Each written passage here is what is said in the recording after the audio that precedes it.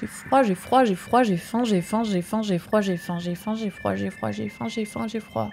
La meuf, elle pète un câble, quoi.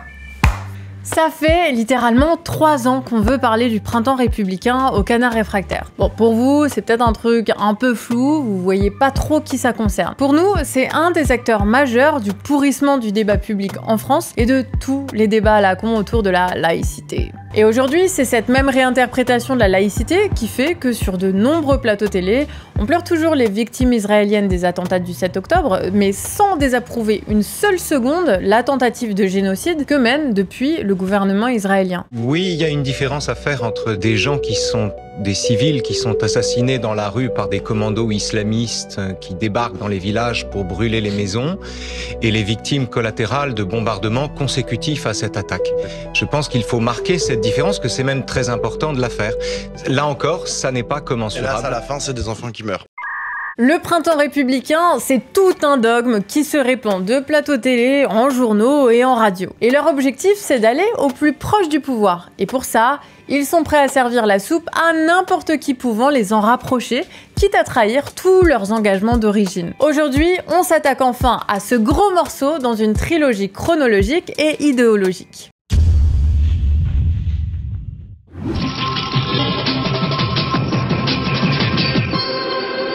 En 2002, le Parti socialiste est éliminé au premier tour de l'élection présidentielle. Et à partir de là, c'est le grand flou dans le monde politique, et en particulier à gauche. Comment se reconstruire après cet échec ? Bon, alors le Parti socialiste sait plus trop où se mettre, et il y a un de ses nouveaux pontes qui a sa petite idée. C'est Manuel Valls. Et d'après lui, il ne faut pas laisser la thématique de la sécurité à la droite. En plus, c'est le maire d'Evry à l'époque, donc il est vraiment crédible dans ce rôle-là. Et au PS, c'est une parole assez neuve. Faut dire qu'on est juste après le 11 septembre et qu'on sent bien que le terrorisme va être une thématique centrale dans la politique des années 2000. Et déjà, on insiste sur la place du fanatisme islamiste dans ce terrorisme. Et c'est ça qui va commencer à générer des couacs. Parce que, bon, la gauche, jusque-là, c'est la défense de tous les opprimés, des pauvres, des discriminés. C'est touche pas à mon pote. Et le PS se perçoit comme antiraciste. Tu vois, ils veulent la France black blanc beurre. Comment ça va? Ça va bien? Ouais. Belle image. Belle image de la ville d'Evry. Vous me mettez quelques blancs? Non, quelques blancs, quelques white, quelques blancs de gauche. Et tout ça en votant la loi laïcité de 2004. Une loi qui dit interdire les signes religieux ostentatoires à l'école. Bon, alors qu'en réalité, le but, c'est d'interdire le voile. Donc voilà, déjà à ce moment-là, on fait des lois d'apparence générale qui, en vérité, ciblent spécifiquement les musulmans. Et à ce moment-là, les musulmans, ils commencent tout juste à être considérés comme solidaires d'office d'actes terroristes par les politiques et les médias. Bon, on n'est pas au stade de harcèlement continu dans lequel on vit aujourd'hui, mais c'est une alerte. Du coup, en janvier 2005, il y a l'appel des indigènes de la République, qui viennent mettre un grand coup de pied dans la fourmilière et contestent fortement le PS et son pseudo-antiracisme. L'appel revient sur cette question de l'interdiction du voile à l'école, et il déclare que la France est toujours un État colonial et que l'égalité y est un mythe. Ce qu'à l'époque, toute la classe politique conteste. Pourtant, en automne 2005, il y a la mort de Zied et Bouna, traqués par la BAC comme des animaux pour finir dans un transformateur électrique. Et là aussi, ça secoue la gauche. On est entre le « faut soutenir la police » et le « ah, quand même, ils avaient 15 ans, ils ont brûlé vifs, c'est bizarre pour le pays des droits de l'homme ». À ce moment-là, les deux camps arrivent encore à se maintenir au sein du PS, et pourtant, la même année, il y a un autre événement dans un tout autre registre qui va scinder le PS en deux. C'est le référendum TCE, avec Valls et Mélenchon qui sont contre, et DSK et Hollande qui sont pour. En fait, le PS, il est fracturé sur de nombreuses lignes. Et pourtant, en 2007, il faut encore faire candidature commune au PS avec Ségolène Royal. Bon, c'est la dernière fois que ce sera le cas, et le programme de Royal, il porte la marque des fractures à l'époque, puisqu'elle propose à la fois le SMIC à 1 500 € et un encadrement militaire pour les jeunes délinquants, d'ailleurs sûrement embrigadés par les mangas. Comme le disent les Chinois, qui n'est pas venu sur la Grande Muraille n'est pas un brave. Et qui vient sur la Grande Muraille conquiert la bravitude. Bon, elle perd l'élection et dès 2008 se mettent en place deux gauches niveau PS. Celle de Hollande, résolument soumise au marché capitaliste, en gros c'est du Sarkozy mais en gentil, et celle de Mélenchon, plus radicale contre le marché, mais pas forcément plus antiraciste. Et en parallèle, les débats n'en finissent pas. Hein. Par exemple, en 2010, Ilham Moussaïd se présente pour le NPA dans le Vaucluse avec un voile. Et bon, là, c'est encore compliqué à gauche. Hein. Il y a Aubry ou Mélenchon qui disent que c'est une erreur parce que c'est religieux, tandis que Besancenot défend ce choix de représenter aussi les femmes portant un voile. Tout ça alors que des anciennes du MLF, le mouvement de libération des femmes, accusent le NPA d'adhérer à un symbole d'oppression des femmes. On en était à là, ouais. Bref, plein de questions auxquelles la gauche peine à répondre, hein, contrairement à vous, les tipeurs et les tipeuses, qui ont décidé avec force de nous soutenir cette semaine sur Tipeee et de permettre à notre équipe de continuer. Alors pour ça, merci beaucoup et n'hésitez pas à aller y faire un tour si le cœur vous en dit. En 2012, la gauche de Hollande gagne l'élection. Et très vite, Hollande, bon, vous savez, hein, il est vu comme un traître. Il applique pas ses propositions, il va signer un pacte de responsabilité pour encore plus soumettre le pays au marché. Il nomme Premier ministre le promoteur du projet d'aéroport de Notre-Dame-des-Landes. Bon bref, c'est n'importe quoi, hein, et personne ne dit à gauche que Hollande est de gauche. Et ça encore plus quand il va décider de nommer Manuel Valls Premier ministre. Là, vraiment, un cap est franchi parce que, bon, la ligne Valls, c'est clairement du Sarkozy low cost. Il parle de sécurité en permanence et s'attaque à tout le reste de la gauche en disant que c'est des irresponsables. Moi, je ne peux pas gouverner avec ceux qui considèrent que François Hollande, c'est pire que Nicolas Sarkozy, ou que Manuel Valls, c'est pire que Jean-Marie Le Pen. En 2014, pour Valls, la gauche peut mourir et doit donc réduire les dépenses publiques, hein, baisser la fiscalité, enfin bref, faire une politique de droite quoi. Ce qu'il va s'employer à faire à Matignon.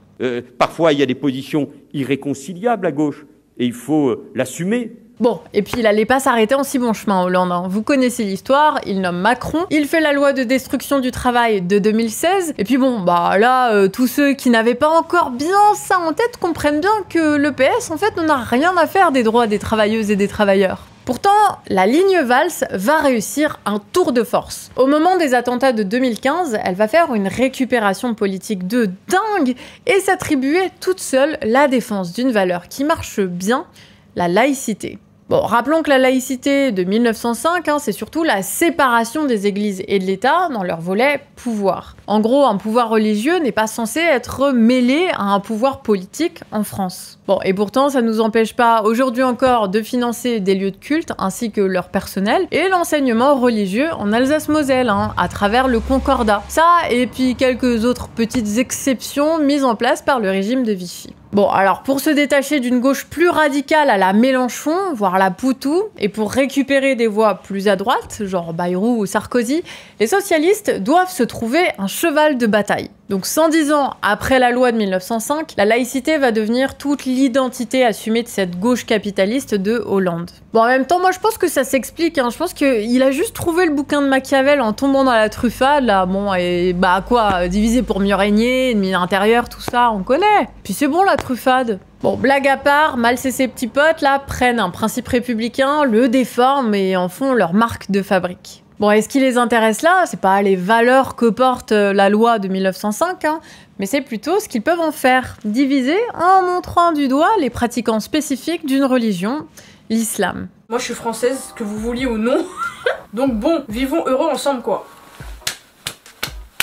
Et c'est comme ça qu'on se retrouve en 2016 avec un pouvoir politique qui fricote avec l'Arabie Saoudite à gros coups de contrat juteux, alors que c'est un des pires régimes islamistes du monde. Et tout ça en se faisant héros de la laïcité avec du coup la fondation du printemps républicain. Bon, et si vous avez d'autres exemples de contradictions de Valls et Hollande sur la laïcité, vous pouvez nous les partager en commentaire et puis lâcher un pouce et un abonnement tant que vous y êtes. Il y a la suite qui est déjà sur le feu.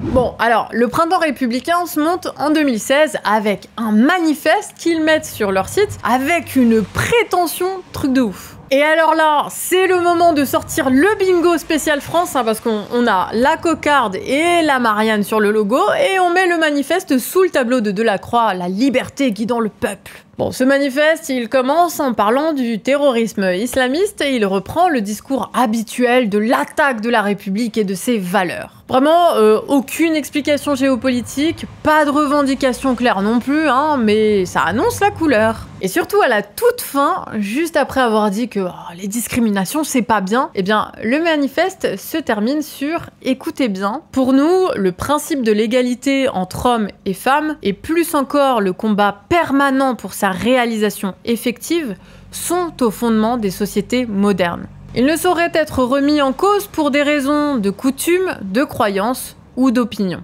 Bon voilà, donc je crois qu'on a une référence à peine voilée, hein. Vous l'avez ? Vous l'avez ? Voilà, donc globalement, entre le niqab, le burkini, le voile ou l'abaya, c'est vraiment devenu un marronnier quand les politiques sont en difficulté hein, de trouver des fringues de meufs, si possible non blanches quand même, à accuser de tous les problèmes. Hein, vous le savez, le voile islamique, c'est ce morceau de tissu qui cache les cheveux des femmes et l'incompétence donc des politiciens. Et ça, vraiment, en fait, c'est le programme assumé du printemps républicain. Déjà à l'époque. Le manifeste, il va être publié dans le magazine Causeur, le torchon d'Elisabeth Lévy. Mais c'est un cadeau, bordel! Mais c'est dingue de dire ça! On retrouve dans les membres et les soutiens Laurent Bouvet, le fondateur aujourd'hui décédé, Elisabeth Lévy, Amin El-Khatmi, aujourd'hui président du printemps républicain. Cette gauche qui préfère Baraka City à Charlie Hebdo, qui préfère Assa Traoré à Mila, qui traite Elisabeth Badinter d'islamophobe, et qui préfère désormais la lutte des races à la lutte des classes. Zineb El Razaoui. Il faut que la police tire à balles réelles dans ces cas-là. Enfin bref, très majoritairement des membres éminents de la bourgeoisie médiatique et littéraire. Ces gens appellent à une manifestation qui aura lieu le 20 mars 2016 et qui va regrouper toutes les nuances du valsisme, on va dire ça, alors que le mouvement contre la loi El Khomri, avec les nuits debout et tout ça, est tout juste en train de commencer. C'est peut-être le truc fondamental à retenir sur le printemps républicain. Dès sa fondation, il est le symptôme de la perte d'identité des politiciens autour de Valls et Hollande.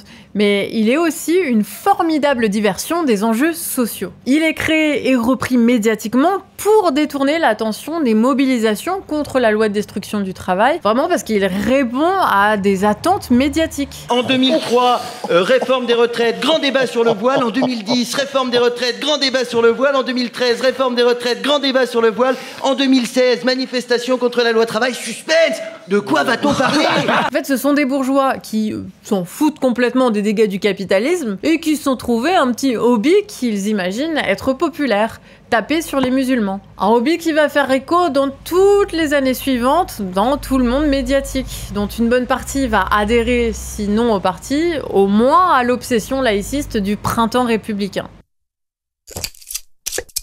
Un argumentaire implacable auquel j'ajouterais... À chaque fois que tu essaies... Non, je veux finir ma phrase. Je veux finir ma phrase, je veux dire une chose. C'est que moi, je ne discuterai plus tant que les gens ne seront pas capables et n'auront pas envie d'entendre un propos complexe.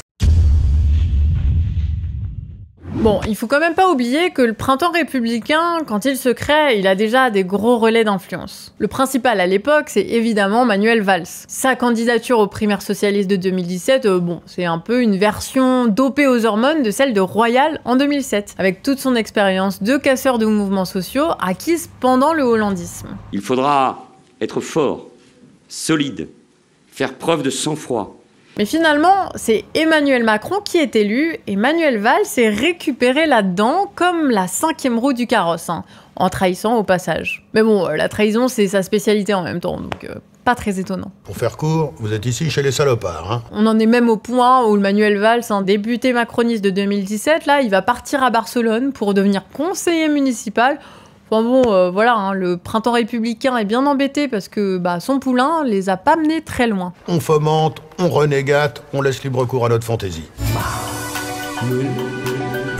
Donc le mouvement va jouer d'autres cartes, hein, et puisque c'est comme ça que Macron a gagné, eh bien la piste sera médiatique. Mais ça, on en parlera dans le 2e volet de cette trilogie sur le printemps républicain.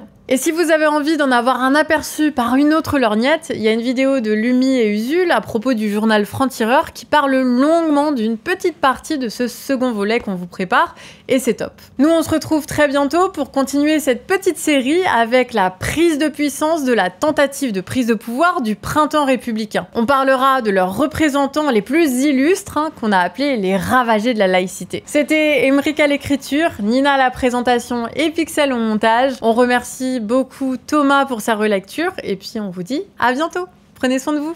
Ciao.